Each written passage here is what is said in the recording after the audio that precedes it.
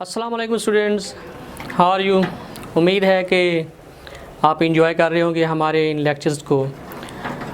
Student, इस lecture number 2 में I would try to explain the other things related about the poem that are discussed in the poem Salty Reaper by William Wordsworth। और इसमें हम जो expected questions हैं उसको भी हम थोड़ा सा डिस्कस करने की कोशिश करेंगे। और इसके अंदर जो बाकी चीज़ें हैं, जो देखिए, एक होता है जी मीनिंग और एक्सप्लेनेशन, वो एक अलग चीज़ होती है। असल जो चीज़ होती है वो ये है कि इसमें और कौन कौन से एलिमेंट हैं, वो फिगर ऑफ स्पीच हैं, सिमिलीज हैं, कौन सी टर्मिनोलॉजी इसमें यूज़ की गई हैं, ठीक है ना। तो वो उनका सीखना जो है वो स्टूडेंट के लिए ज़रूरी होता है। सो नो मैटर कि आपने जो है वो ट्रांसलेशन कर ली है, मीनिंग भी सीख ली है, लेकिन actual thing is to try to learn the hidden things in the poem, कि वो जो अंदर की चीज़ें हैं उसमें पोइट का जो एटीट्यूड है वो क्या है। क्योंकि कोई भी जो पीस ऑफ लिटरेचर होता है उसमें जो पोइट होता है या जो राइटर होता है उसकी ज़िंदगी का एक बहुत बड़ा रिफ्लेक्शन होता है। तो अगर हम इन चीज़ों को देख लें और थोड़ी सी जो लाइफ हिस्ट्री है वो पोइट की हम पढ़ लें और उसके जो बाकी जो काम हैं वो थोड़ा सा उनका गैस ले लें कि उसने बहुत जो बाकी चीज़ें लिखी हैं इस पोएम से हट के या इस शॉर्ट स्टोरी या नावल से हट के, तो हमें फिर इस पोएम को उसकी जो आप यूँ कह लें कि उसकी सोल है वो समझने में बड़ी आसानी हो जाती है, ठीक है। अब स्टूडेंट, मैं आपको ये इसलिए बता रहा हूँ कि ये चीज़ें जो है ना, इनका जानना जो है वो ज़रूरी है। हमारा स्टूडेंट क्या करता है जी कि वो बस ना रट्टा कहीं से लगा लेता है, ऊपर ऊपर से देख के पढ़ लेता है, लेकिन वो जो बिहाइंड द सीन चीज़ें वर्क कर रही होती हैं उनके बारे में उसको कोई सेंस या इतना ख़ास जो है वो नॉलेज नहीं होता। तो वो रट्टा भी जो है वो फिर फ्लॉप हो जाता है, वो काम नहीं करता है, क्योंकि हमने उस चीज़ की जो सोल है, उसकी जो रूह है, उसको नहीं समझा होता। तो मेरी ये एक आजिज़ सी कोशिश है कि इंशाल्लाह मैं आपको जो है फुली तौर पर उस चीज़ को एक्सप्लेन करने की कोशिश करूँगा। अच्छा, इसमें मैंने आपको ये बताना चाह रहा हूँ कि आपने विलियम वर्ड्सवर्थ की जब दूसरी पोएम पढ़ें, और मैं उस पोएम की बात करूँगा जिसको आपने ऑलरेडी पढ़ा होगा, ठीक है। फॉर एग्जांपल कि आपने मैट्रिक में पढ़ी है daffodils, that is composed, that is written by William Wordsworth. तो अब जो डैफोडिल्स है वो जो फ्लावर हैं वो भी इतने कोई मतलब नायाब किस्म के या यूनिक टाइप ऑफ फ्लावर नहीं है, लेकिन शायर ने उनको इस तरह प्रोजेक्ट किया है कि वो हमें ऐसा लगता है कि वो बड़े ही कोई यूनिक टाइप फ्लावर हैं, ठीक है। और शायर जो है वो जब एक्चुअल उनको एंजॉय कर रहा होता है, एक्चुअल देख रहा होता है उस डैफोडिल्स को, जिस तरह वो बे के किनारा जो भी है वो लेक के किनारे पे वो उगे हुए हैं, जिस तरह वो फ्लटरिंग कर रहे होते हैं, वो डांसिंग कर रहे होते हैं, ठीक है। और शायर एंड पे यही कंक्लूजन देता है कि जब भी कभी वो दुख की कैफियत में होता है, ठीक है, तो वो उस सीन को रिक्रिएट करता है, फ्लैशबैक करता है, तो उससे क्या होता है कि उसको दोबारा जो है वो खुशी मिल जाती है, उसको प्लेजर मिल जाती है।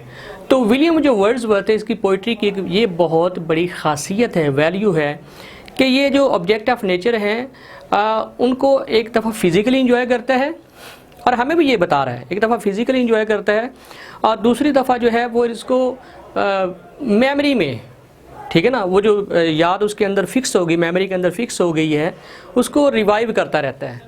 और उससे भी वो कहता है कि इतनी खुशी मिलती है जब मैंने इसको रियल में एंजॉय किया था। तो इसमें देखें जी, एक चीज़ तो है जी फिज़िकल सेंसेशन,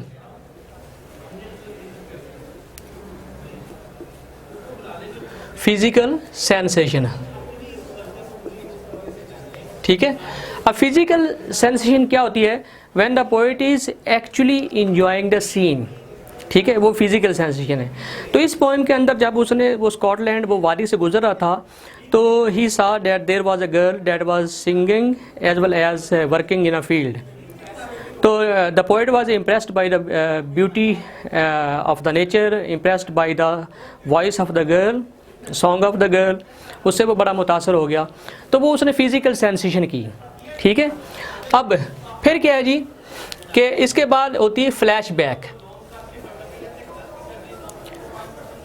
फ्लैशबैक क्या होती है कि वो जो सीन हमारे ज़हन के अंदर फिक्स हो जाता है, हम फिर उसको क्या करते हैं कि वक्तन फ़वक्तन जो है वो हम अपनी मेमोरी के अंदर रिवाइव कर लेते हैं, हम उसको फ्लैश बैक करते हैं। फ्लैश बैक का मतलब है कि हम उसको रिमेंबर करते हैं, रिकॉल करते हैं, तो हमें खुशी मिलती है। तो जो एंडिंग वाली लाइन है स्टूडेंट, अगर आप देखें, the music in my heart I bore long after it was heard no more, यानी वो कहना ये चाह रहा है कि वो जो मौसीकी है वो इसकी मेमोरी के अंदर टेप हो चुकी है और उस जैसी मौसीकी इसने सुनी नहीं है, लेकिन जब ये माइंड की वो अपनी मेमोरी के अंदर उस सीन को रिक्रिएट करता है तो वो जो सीन है वो दोबारा रिक्रिएट हो जाता है और उस वक्त भी उसको उतनी ही खुशी मिलती है। अब दिन में वो 10 दफ़ा भी इस सीन को याद करेगा। This practice would give player to the poet. तो विलियम वर्ड्सवर्थ की पोइट्री जो है उसके अंदर ये बड़ी एक नुमाया चीज़ होती है जी, फिज़िकल सेंसेशन और फ्लैशबैक, यानी कि उसको रिकॉल करना, ये उसकी पोइट्री के अंदर जो है ना वो बहुत ही नुमाया चीज़ होती है। फिर उसने कहा कि the poet was impressed by the voice of the girl, voice of the girl, लड़की की आवाज़ है जी, ठीक है।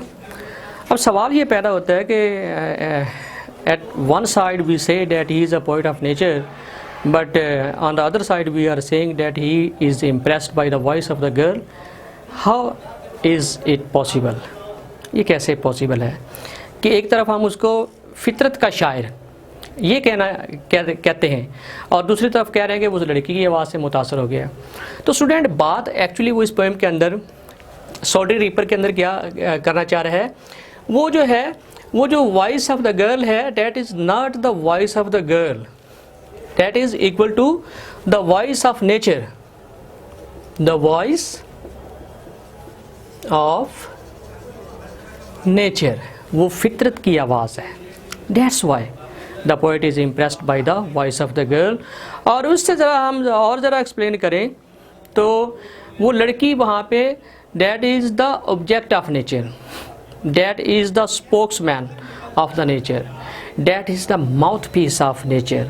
So वो जो गीत गा रही है, वो जो उसकी आवाज़ है, तो वो उसकी आवाज़ अपनी की शायर उसकी बात नहीं कर रहा, क्योंकि वो लड़की फितरत की नुमाइंदा है, तो वो जो आवाज़ है वो भी फितरत की आवाज़ है, वो वॉइस ऑफ द नेचर है। That's why the poet is impressed by the voice of the girl. Actually he is impressed by the voice of nature. अच्छा, इसमें फिर क्या है जी, इसको रोमांटिक पोएम कहते हैं।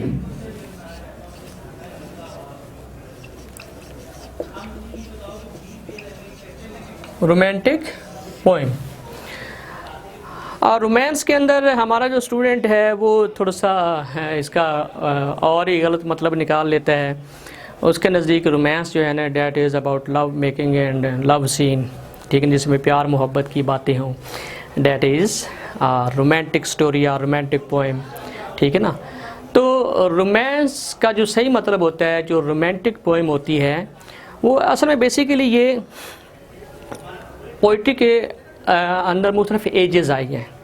एक वो दौर था जिसको that was called a classical as, ठीक है ना, क्लासिक पोइट्री। अब क्लासिक पोइट्री क्या होती है, क्लासिक पोइट्री के अंदर ये होता है कि जो शायर है वो लॉजिक देता है, यानी वो जो पोइट्री होती है, वो जो क्लासिक पोइट्री होती है that is based on logic, वो लॉजिक के ऊपर बेस करती है, ठीक है ना। वो लॉजिक का मतलब है कि उसमें अकली तौर पर हर चीज़ को साबित किया जाता है, उसमें इमोशंस नहीं होते, उसमें फीलिंग्स नहीं होती, यानी वो लॉजिक के ऊपर। डेफिनेटली जहाँ पे लॉजिक काम करेगी वहाँ पे इंसान के इमोशंस और फीलिंग जो है ना वो ख़त्म हो जाएंगे, ठीक है। अच्छा, क्लासिक एज के बाद एक दौर आया जी, that was a romantic age, ठीक है।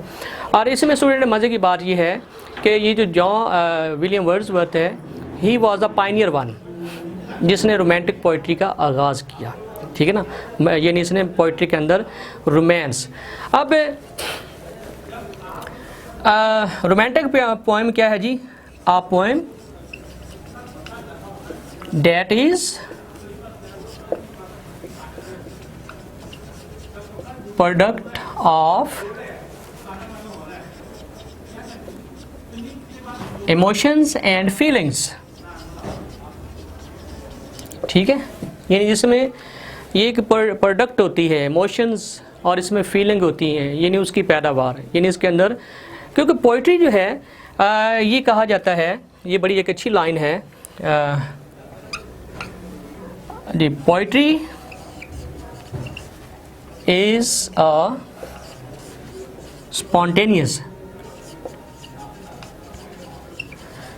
spontaneous overflow of emotions। Spontaneous का मतलब होता है खुद साख्ता। यानी शायरी क्या है, शायरी की जो डेफिनेशन है वो ये है कि ये इंसान के जज्बात का एक खुद साख्ता इजहार होता है, उसकी जो फीलिंग्स होती हैं, उसके जो इमोशंस होते हैं, उसका एक स्पॉन्टेनियस यानी खुद साख्ता ऑटोमेटिक एक ओवरफ्लो होता है, और इसी को पोइट्री का नाम दिया गया है। और जिस पोइम के अंदर, स्टूडेंट फोकस कीजिएगा, जिस पोइम के अंदर फीलिंग्स की बात की जाए, इमोशंस की बात की जाए, ठीक है ना, ठीक है ना, और उसमें खुद साख्तगी का इजहार हो, खुद साख्तगी का इजहार हो, तो that is called a romantic poem. वो एक रोमांटिक जो है वो पोइम होती है। अच्छा, उसके बाद फिर इसने क्या जिक्र किया है जी, जो है नंबर 4 पे, कि इस पोइम के अंदर सिमिलीज हैं। सिमिली ये मैं पहले भी एक्सप्लेन कर चुका हूँ। सिमिलीज यानी कि कंपैरिजन्स, कंपैरिजन्स यानी मुआज़ने किए हैं, ठीक है। मुआज़ने क्या किए हैं जी, कि एक तरफ जो शायर है वो उसकी आवाज़ जो है, वो जो लड़की की आवाज़ है, उसकी आवाज़ को 2-3 चीज़ों से कंपेयर करता है। किससे कंपेयर करता है कि first he compares the voice of girl to a nightingale, then he compares the voice of girl to a cuckoo bird, and third he compares the voice of the girl to a desert singer. तो उसने comparison इस्तेमाल किए हैं, ठीक है ना, यानी उसमें उसने जो मुआज़ने हैं वो इस्तेमाल किए हैं, ठीक है। तो इस जिस चीज़ के अंदर वो कंपैरिजन करेगा, जिस पोइम के अंदर उसके अंदर वो सिमिलीज़ का भी यानी इजहार करेगा, सिमिली जो है उसका भी जो है वो इस्तेमाल करेगा। फिर इसमें एक बड़ा पावरफुल इमेज है जी, इसके अंदर इमेजरी का भी यूज़ है, इमेज, ठीक है ना, यानी इसके अंदर इमेज क्या है जी, अ वर्ड पिक्चर,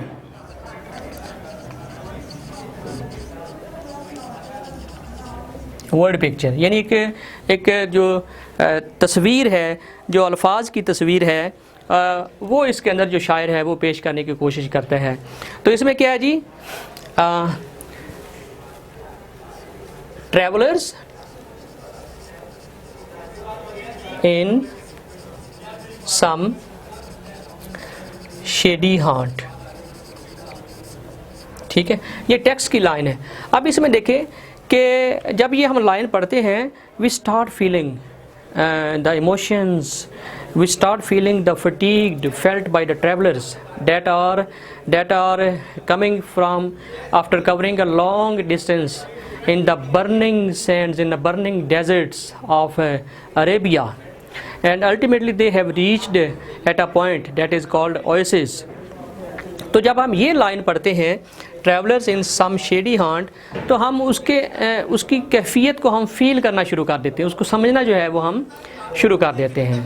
अच्छा, इस पोइम के अंदर एक चीज़ मैं और छोटी सी बताता चलूँ कि मोनोसिलिबक जो वर्ड है उसने वो ज़्यादा इस्तेमाल करने की कोशिश की है।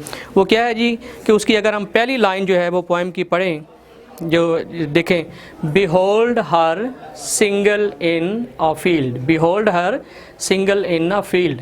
अब मोनोसिलिबल क्या होते हैं? मोनोसिलिबल वो वर्ड होते हैं, मोनोसिलिबल एक ऐसा वर्ड है that is uttered with the one motion of the टंग, जो हम ज़बान की एक हरकत से अदा करते हैं, वो जो वर्ड होता है दैट इज़ कॉल्ड मोनोसिलिबल। तो इसके अंदर मोनोसिलिबल का जो है वो इस्तेमाल किया गया है, और वो लाइन भी शुरू वाली लाइन अगर आप देखें, behold her single in the field. तो इसमें देखें, और ये सारी पोइट्री के अंदर मैक्सिमम उसने ये इसको प्रोजेक्ट करने की कोशिश की है। तो इसमें मोनोसिलेबल जो है उसका जो है वो बड़ा इस्तेमाल किया गया है, यानी ऐसे अल्फाज का इस्तेमाल किया गया है that are uttered with the single motion of the tongue. तो स्टूडेंट ये कुछ चीज़ें हैं जो मैं आपको एक्सप्लेन करना चाह रहा था। और जो बेसिकली जो क्वेश्चंस बनते हैं वो यही है कि why is the poet impressed by the voice of the girl, what is the physical sensation, physical sensation क्या होती है, discuss William Wordsworth as a poet of nature.